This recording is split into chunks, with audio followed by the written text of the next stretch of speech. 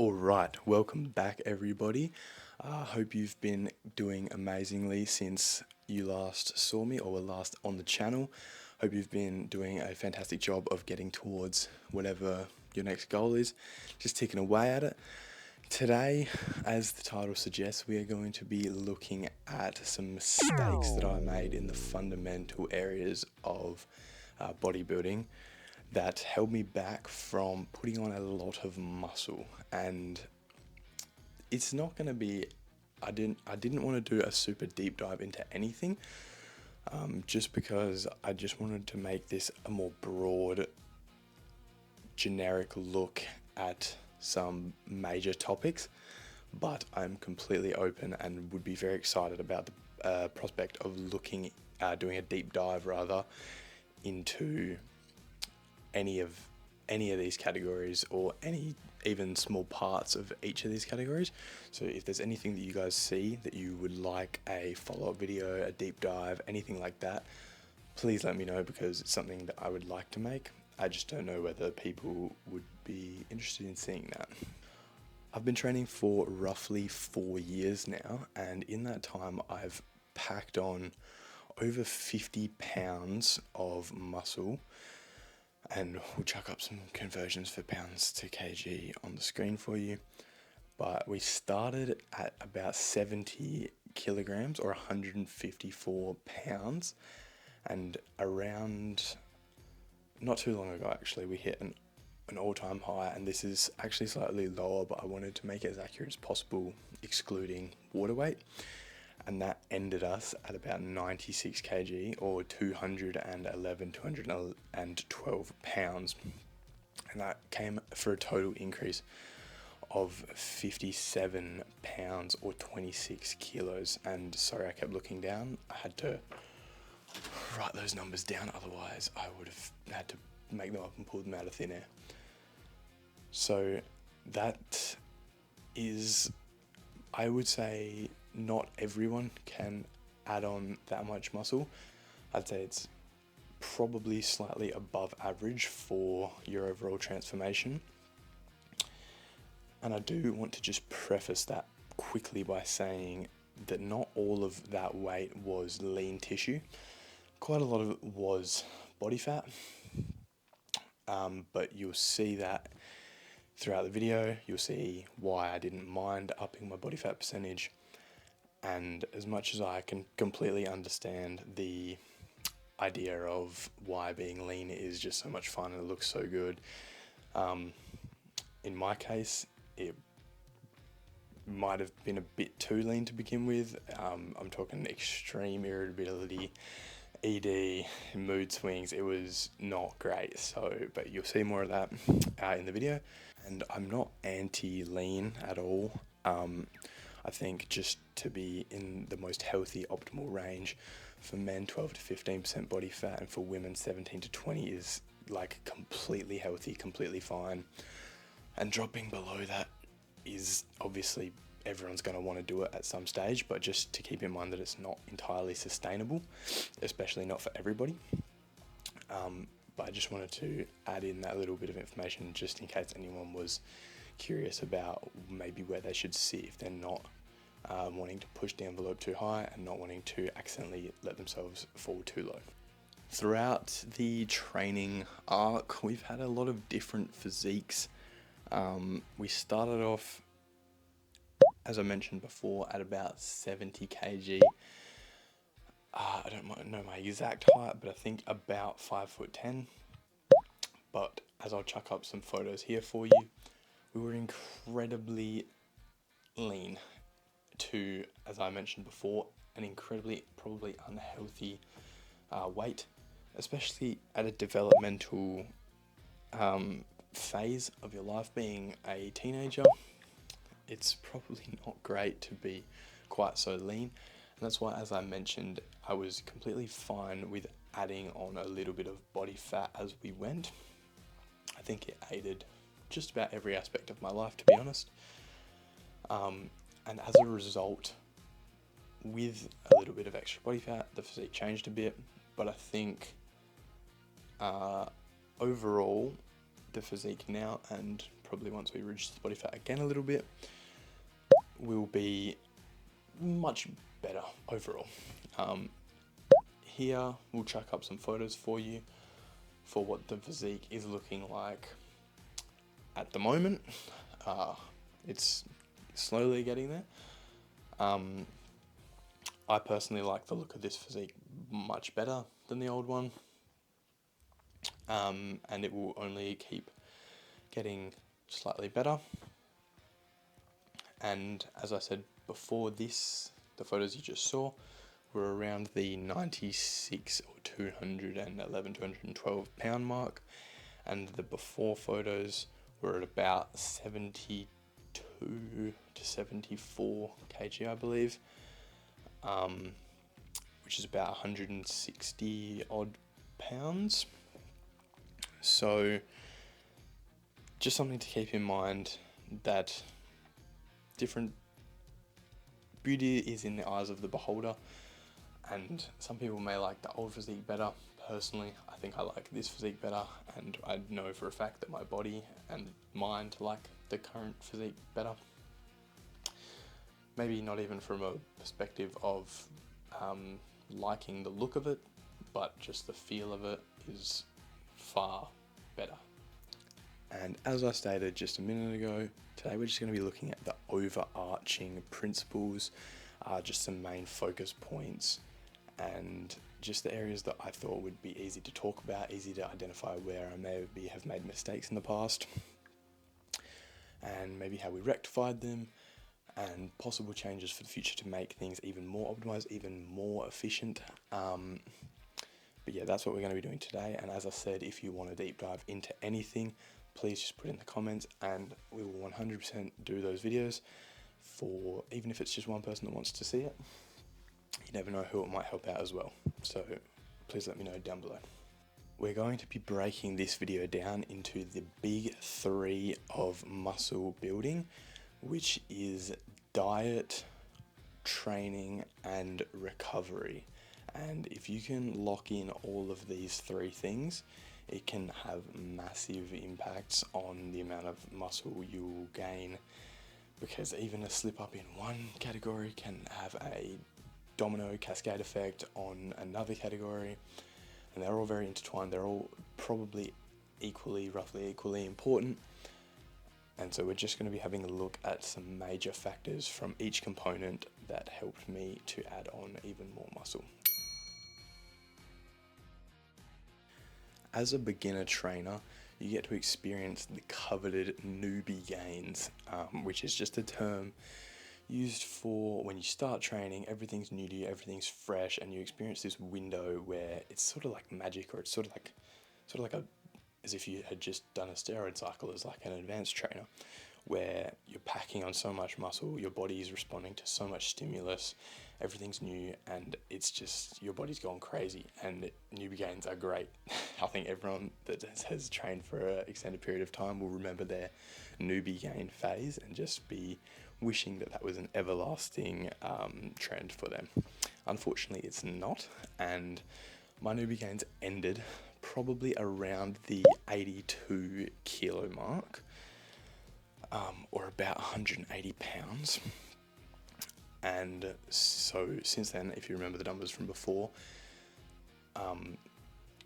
after educating myself further on some of the topics we're going to be talking about, you'll be able to see that we added about an extra 25 to 30 pounds from that plateau, which is, when you think about it, if I had have ended up stuck at that plateau, those 25, 30 pounds would have probably never come along, or they would have come a lot slower. So just filling in those missing puzzle pieces can be so much more important than you might initially think. So if I can even just touch on a few of those mistakes that you guys might be making, then to me that's a win. And if it helps just a couple people get past just a couple of those issues, then we're absolutely winning and we're doing great, and you guys can get to your ideal physique much sooner and much more effectively. And as we all probably know by now, diet makes up a gigantic portion of this whole bodybuilding process, so we're going to start there. When it comes to diet, the most influential factor that will determine the trend of your weight is CICO, or calories in, calories out. And a surplus of calories will lead to weight gain, a deficit of calories will lead to weight loss. Alongside it comes your macronutrients, and when you tie it all together with consistency over time, that will yield your results. This section of the video is just going to cover some of the things I screwed up along the way when it comes to diet. When I started taking this whole journey a bit more seriously, I obviously knew that I would need the correct diet, and I was familiar with the macronutrients, proteins, carbohydrates, and fats, but initially I screwed up in a couple of different ways. The first of which being, I knew I needed all of those three things, but I didn't know how much of each. I didn't know an efficient way of tracking, even if I did know how much of each. And because of that, what I thought a wise idea to do would be to just mass produce the exact same meal, being chicken, rice, and avocado to hit each of the three macronutrients, and I would just eat that same meal every single meal of every single day, maybe with an exception for like a lunch thing or something if I was at school and forgot to chuck one of those in my bag or whatever. But the problem with that was that I wasn't eating enough of everything because I wasn't tracking how many macros I was eating. So I was assuming that I would be, hitting each of those three things to a good degree. But as it turns out, you obviously need a surplus to gain any weight. And I was not in a surplus. Well, I was potentially in a surplus, but a very, very minute and fluctuating surplus. Quick mention, just from that last point, as well as eating chicken, rice, and avocado every single meal, I would also, of course, eat my mother's food, whatever she cooked for me. Always eat your mum's food, no questions asked. Don't want to hear it, eat your mum's food. And so my next move is one that was probably quite stupid in hindsight, but what I decided would be a good idea because I assumed that my mistake was not hitting my protein or insufficient protein consumption.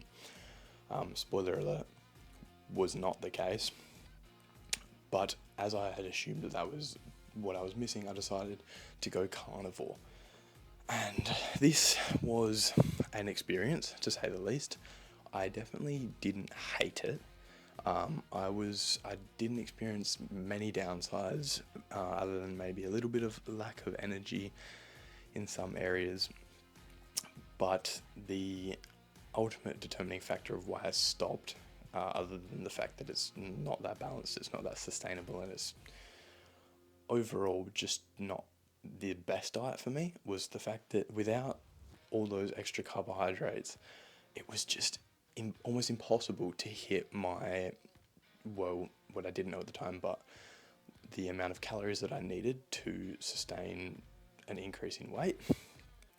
So eventually, after revising what I was possibly doing wrong, what I could have been doing better, I decided to go back to a more balanced diet in terms of my macronutrient split and going away from the carnivore diet. But it was a fun experience while it lasted, but it definitely was not the most optimal thing that I could have been doing to try and gain weight. When I started tracking my macros, I did it in probably the worst and least efficient way you could do it in the modern age. We'll chuck some pictures up on screen right here, and it just consisted of looking at each nutrition label, weighing out how much I was going to be eating, writing down the corresponding macronutrients for each thing, adding up the calories, adding it to my daily total. It was incredibly tedious, incredibly monotonous, and I was just got to a point where I could not keep doing that. It was just taking a ridiculous amount of time. But thankfully, I realized that we actually live in a age now where your phone can basically do every single thing for you. So I started using a calorie tracking app. Now, part is not sponsored at all, but I would just quickly, if I can put you on something, it would be NutriAI. It is very good for its price, and I think it's very accurate. I recommend it to basically everyone that ever asks me anything to do with diet and nutrition. I think calorie tracking is incredibly important for whatever your weight loss goals may be. So yes, again, not sponsored, but please consider at least calorie tracking, because it's really going to help you, and it's going to be a lot easier than doing it the old-fashioned pen and paper way. I can tell you that much for certain. I just want to quickly mention that I've been doing this, as I said, for about 4 years, if not more, depending on what you consider the beginning point of my training. But over that time, I've made a lot of dietary changes. I've done a lot of different things, but this is just a snapshot of some key points or key moments in things that I've changed. But realistically, if we were to look at this on a more in-depth level, there has been countless different diet trends, you could call them, that I've used over the years, none of which have been obviously that amazing. But the point of this tiny little spiel here is that you're going to make mistakes, you're going to try things that maybe aren't as optimal by science, but that's part of the whole journey, is trying different things for you, trying and seeing whether you respond better to different things, and that is all part of the journey. I do not want you to feel bad or discouraged at the fact that you may have been doing something slightly not optimal for a while, or just that you continue to make a few mistakes here and there. That's completely okay, and everyone goes through the exact same thing. I'm just trying to be here as a little guide to help you maybe bypass some of those mistakes as you keep going with your journey. So once I started re-tracking my calories with an app, which made it much more sustainable, I could do it effortlessly every day, and I have been doing effortlessly every day for a long time now. Around that same time, I decided that a additional thing that I could start doing was tracking my weight to see the trends, and we'll chuck up some pictures on screen here of how I track my weight each morning, along with just a sort of not entirely arbitrary, but just a score of my workouts for the day. But that's a whole other thing. But tracking my weight, it can seem a little bit excessive to some people, but to me, it just gives me the peace of mind that taking the mean or the average, or just looking at the trend of my weight, gives me peace of mind to know that what I'm doing is actually paying off. And you don't have to do this so long as you are monitoring on a general basis and seeing that your weight is trending the way you want it to be. That is completely okay. This is just what I do every morning, fasted. I weigh myself, as this gives the most accurate standardized weight, rather than when I'm all full of water or food, glycogen, carbs, all of that. So that's what I do, and that is up to your discretion whether that's something that you would like to do as well. Doing this approach allowed me to eat a much more balanced, well-rounded diet, because I was able to consistently hit all of my macros, but integrating much different, more diverse meals into my diet. And that's really all diet is being able to consistently hit your goals. And when diet's all said and done, it all boils down to consistency, longevity, and obviously hitting those goals. So this approach allows me to do those things consistently and over a long period of time. And so long as you're consistently doing all of these things, you're giving your body ample amounts of resources to properly gear it up for some good quality muscle protein synthesis. Right before we move on from diet, I just want to quickly add in, because I think this probably mostly fits the diet category, is just quickly touch on supplements. I only use 3 supplements. Creatine, which is incredibly well studied. It has massive evidence behind it that it's a very effective substance, and it is completely natural, which is also a gigantic bonus for natural athletes like myself and others. I also take a zinc little tablet for assisted testosterone production, and also just tiny little magnesium tablet for assisted sleep quality. And while we're still on supplements, we'll just touch on the fact that pre-workout, when I started lifting, I probably fell into a trap that lots of people fall into, seeing all of these influencers sponsored by all these pre-workout companies and supplement lines and everything, and I thought, oh yeah, that must be the secret ingredient right there, is pre-workouts, stuff like that. It's not. You need to be able to do it without pre-workouts, otherwise you won't be able to do this in a sustainable, healthy, and adhering to longevity way. So I personally have not used pre-workouts for probably the last 2 years of my training. As I've been on a calorie increase, I figure if I don't have the energy to push myself really hard now in such a calorie increase, or calorie surplus rather, then realistically, when am I ever going to have the sufficient amount of calories to do that just on my own mental accord? I'm not super against pre-workout, and I will definitely be integrating pre-workouts into my program and everything going forward, not immediately, but in the near future. But that's a whole nother discussion. I just want you to be reminded that pre-workouts and all those other things I've listed just before are supplements for a reason. They're there to supplement your diet rather than to overtake or fill in a massive gap that you may be missing. So yes, supplements, not main ingredients, just to keep that in mind. Oh, and this seems really stupid that I have to mention this, but please stay hydrated. Water, incredibly important. I feel like I don't need to touch on this much more, but just please stay hydrated. Thanks. The things related to training that we'll touch on in this video will be progressive overload, time under tension, exercise selection, which all come together to determine intensity, which creates a stimulus. And stimulus is the first step for your body to recognize that it's time to build muscle. And that is why stimulus is king, and you need stimulus to signal to your body, as I said, to build muscle. And that's why it is essentially technically the first stepping stone and incredibly important. When I started training, I was not completely inept because I had always played sport my whole life, started very young playing AFL and basketball. So I was always fairly athletic, but when you're transitioning into weightlifting, bodybuilding, hypertrophy training, it's quite vastly different. And it's not just about just slamming weight up and down, moving it around with no focus, no control, just unleashing your rage onto the weight.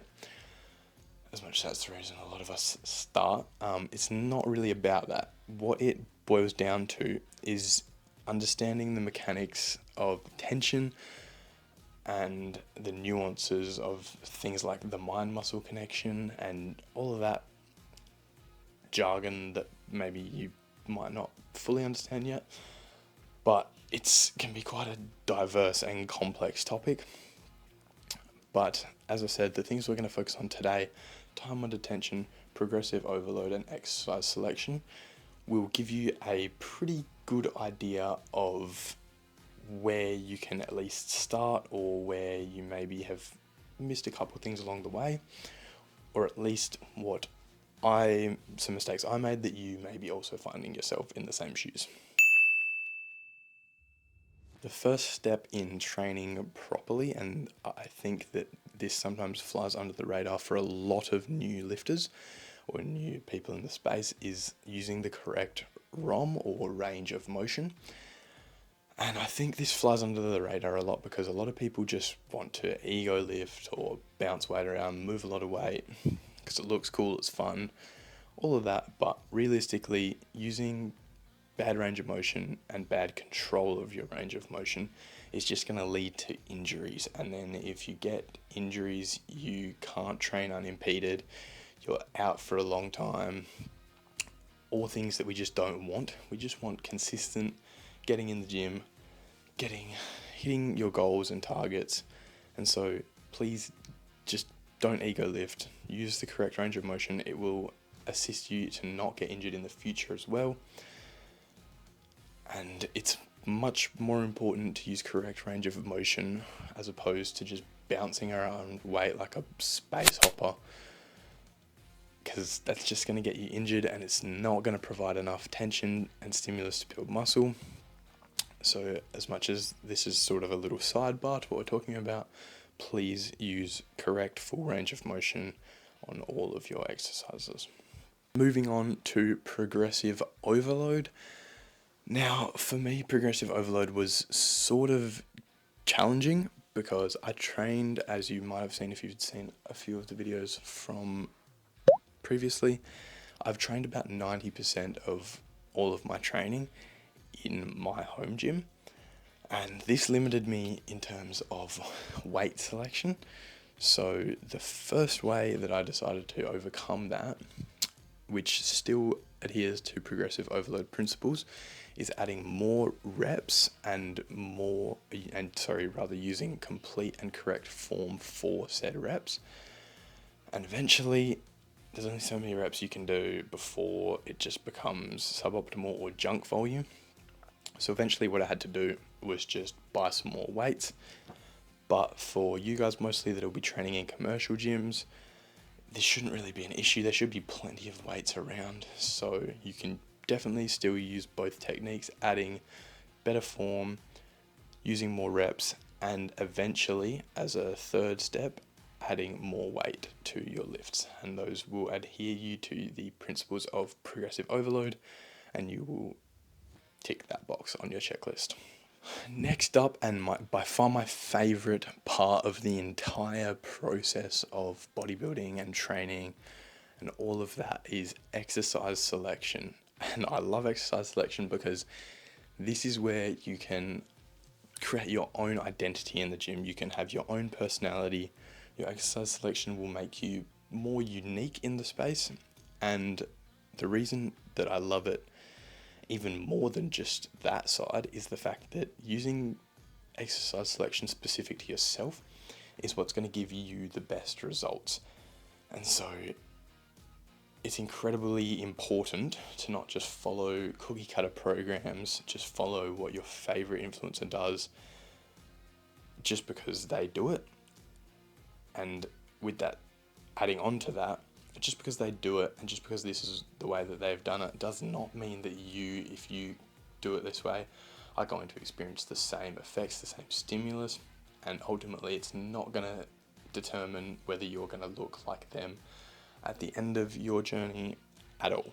That massively comes down to genetics, and as such, it's much more important to focus on finding exercise selection that works best for you. I made the mistake of following a few exercises that I could not connect with. I could not get stimulus from. A couple examples would be overhead tricep extensions with a dumbbell. A lot of people rave about them. A lot of people love them, but I personally do not relate at all. All it does is hurt my elbows. I can't get a nice stretch. I cannot get a nice contraction. Everything feels wobbly and unstable. So I do not like those. So instead, I find variations that I do like cable extensions, easy bar overhead skull crushers, just simple things like adjusting to get the same principles of an exercise, but then adjusting it in kind to what works best for your body is incredibly important.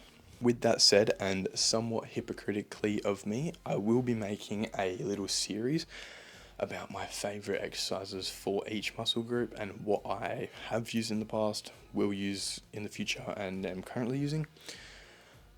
And it's not necessarily to say that this is what you guys should be doing. This is just in case anyone's wondering what I do, in case anyone sees something that they may like to try for themselves, or they may already be doing, and it just reinforces the fact that it's a safe and somewhat optimal exercise. But I do definitely implore you to try out your own exercises. Get them from reputable sources though. That is something I can't stress enough. Seeing garbage exercises like hanging with one hand, doing leg raises while doing a bicep curl with the other hand, that is not a good exercise. In any facet of this realm that we're talking about, that is a terrible exercise. It will lead to injury, it won't stimulate anything. Just please don't do that. If you want to look for optimal exercises, good exercise selection, building up your repertoire of exercises that you have tried, will continue to try, and all of that fun stuff, a few channels I can recommend would be Renaissance Periodization. Greg Doucette doesn't cover so much of that side of thing, but in some videos, especially some older videos, does. TNF is great for all kinds of advice, and everyone's favourite science-based gym YouTuber, Jeff Nippard. So those are massively reputable people in the space who will give you good exercises, or at least things that you can try to find out whether they are in fact good for you. In short, to summarise everything, I just want you to train intense as and use movements that give you the best stimulus. And this will take time, this will take trial and error, but it's incredibly important that you find the best thing for you, not the best thing for someone else and trying to force it into your mold. Finally, we have recovery. Recovery is the glue that holds all of our hard work together. On screen, we've got the 3 biggest factors that will affect your recovery.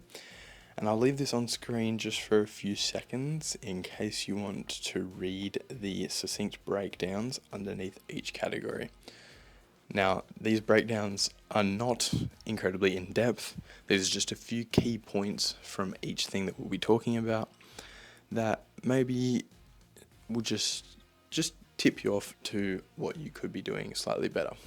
When it comes to recovery, there are a lot of variables that can affect your recovery, but the big 3 that we just looked at are the 3 that we'll be touching on today, because they're the ones that I was messing up in different ways and the ones that play the biggest impact on your recovery. So therefore, they seem like the logical ones to focus on. Sleep is a bodybuilder's best friend, especially natural bodybuilders, because their baseline recovery rate is not as high as someone who's enhanced.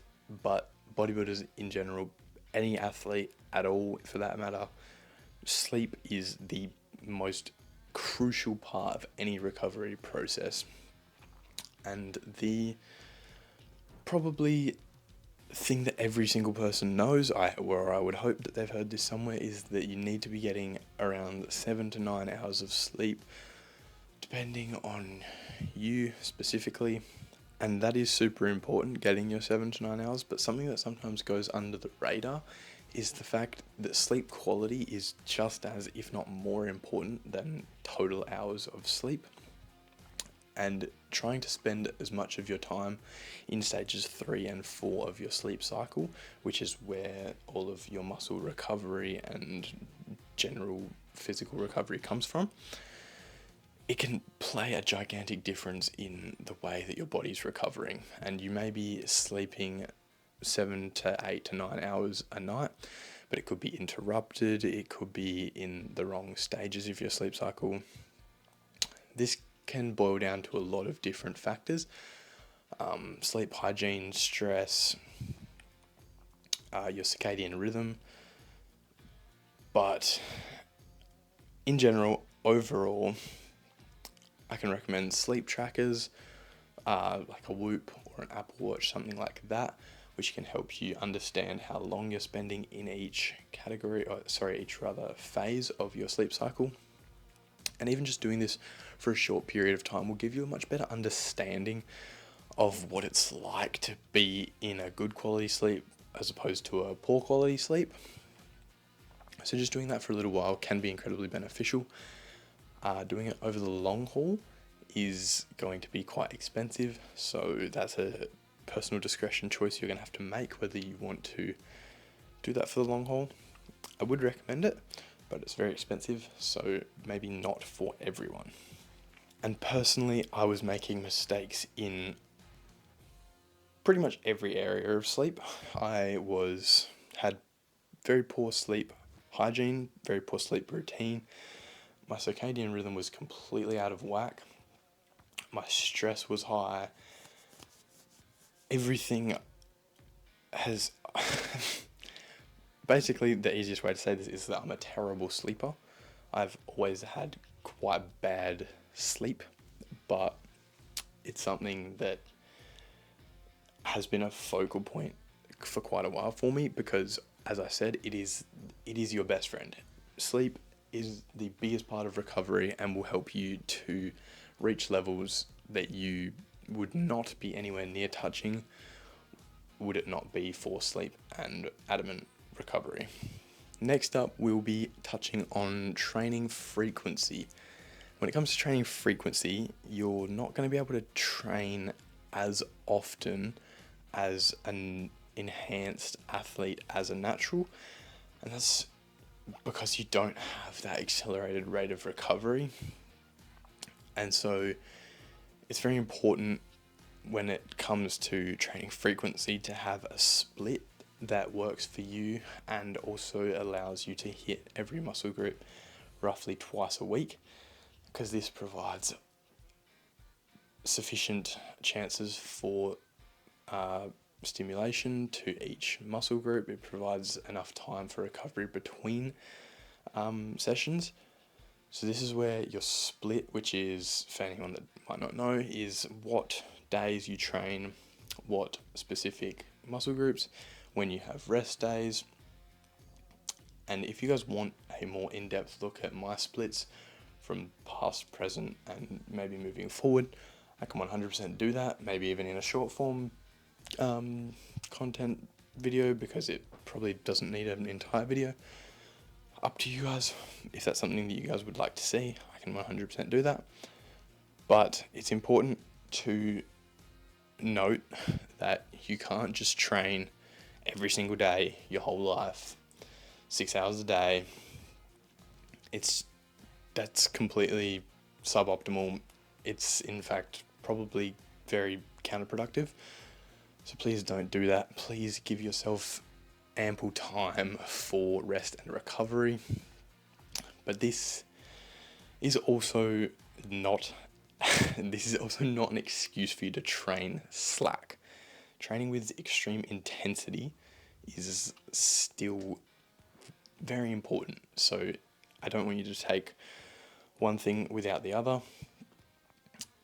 Train intense, train hard as anything, but then also give yourself ample time and quality recovery, because without that you will not be able to build or recover the muscle that you've worked so hard to develop. Finally, we have stress management. Stress, specifically cortisol, which is the stress hormone, is a complete inverse relationship with testosterone production, meaning as cortisol levels rise, testosterone levels will drop. And so it's incredibly important to take measures into your external life that will end up reducing your stress. For me, that came in the form of cutting back on work, and a couple other different personal things here and there, but you'll know what that is for you specifically to cut back on your stress, because one is the fact that relationship between cortisol and testosterone is in there, and testosterone being the main hormone you need for muscle growth. But to tie back this whole thing together is when you have very high or elevated or non-ideal stress levels, it's going to massively impact your sleep as well. So everything in recovery all ties in together, but reducing your stress levels is going to massively help you with your overall rate of muscle development. All I want you guys to take away from this video is that building a good to great physique does not have to be rocket science. It's quite simple. The only thing is, it's just not that easy. It's very hard, but it's very simple. So as long as you can consistently do the right things, that will give you your results and develop a fantastic physique. When you get more down the rabbit hole of bodybuilding, of physique training, you will encounter a lot of nuances, a lot of complexities, but that all comes down the track, and by then you have a much more solid understanding of the foundational principles, and you can start to implement little 1% tricks, additional information, additional science to your routine, to your program.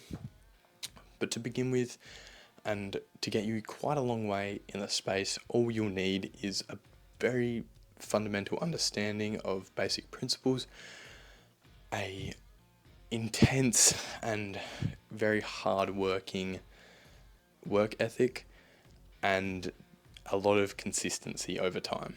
It's not a sprint, it's a marathon. Just keep that in mind.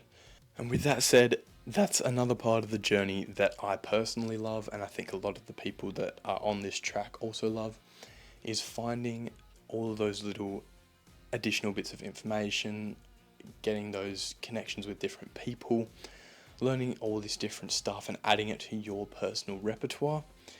I think realistically that is that's why we do this. That's the fun of it all. The end result is just a bonus to all the hard work. Finally, I just want to reiterate that this video is a very simple breakdown of some very complex topics, and I had to break it down into a succinct, very tangible, very digestible version for possibly people that are new to the space, but also to help people that may be into their intermediate phase that also made some mistakes that I was also making. But with that said, as I've mentioned a couple times in the video, if you want deep dives into any topic that we touched on, please let me know. We can absolutely do that. The only reason we couldn't do that in this video is because if we did a deep dive onto every single topic, this video would probably be about 3 days long. So we had to break it down very simply, sprinkle in some personal anecdotes so that you guys can understand that this is all coming from a place of personal experience, and just wanting you guys to hopefully skip a few of those hard learning curves. And finally, I need you guys to understand expectations versus reality. A lot of people expect that their growth is going to be linear, exponential, constantly progressing, whatever it may be. Unfortunately, that is usually not the case. Your growth will usually trend more like so, with it having plateaus, having dips, having regressions. But so long as you're trending forward, that is all that matters. And I just need you guys to not get discouraged when you may hit a plateau, when you may regress for whatever reasons. Perhaps there's something external in your life that's affecting it, but I just need you guys to not get discouraged when these things happen, because the reality is that that is a totally normal progression pathway, and you're not doing anything particularly wrong or bad just because you hit a little speed bump here and there. With that said, that's going to wrap up this video, guys. Thank you all so much for watching. I'm sorry that this has been such a talk fest, but hopefully you picked up something or noticed something that you maybe were doing wrong as I was.